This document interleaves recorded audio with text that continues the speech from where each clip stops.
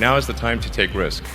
You don't have kids. As you get older, your obligations increase. So and once you have a family, you start taking risk not just for yourself, but for your family as well. It gets much harder to do things that might not work out. So now is the time to do that before you have those obligations. So I would encourage you to take risks now. Do something bold. You won't regret it. You've got to make sure that whatever you're doing is a great product or service. It has to be really great. And I go back to what I was saying earlier, where if you're a new company, I mean, unless it's like some new industry or new market that, if it's an untapped market, then you have more ability to. The standard is lower for your product or service. But if you're entering anything where there's an existing marketplace against large entrenched competitors, then your product or service needs to be much better than theirs. It can't be a little bit better, because then you put yourself in the shoes of the consumer and they say, why would you buy it as a consumer? You're always going to buy the trusted brand unless there's a big difference. So a lot of times, an entrepreneur will come up with something which is only slightly better.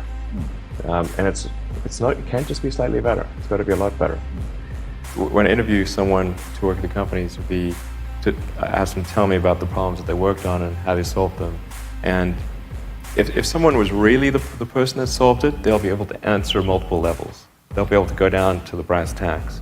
And if they weren't, they'll get stuck.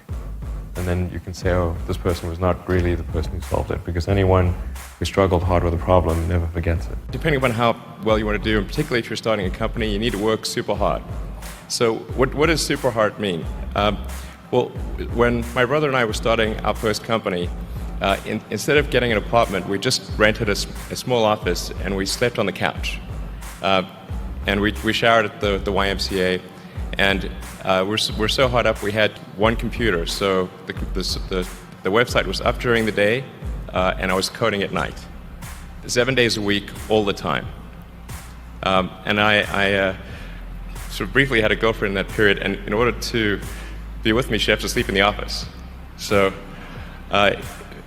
work hard, like, every waking hour. That's the thing I would say, particularly if you're starting a company.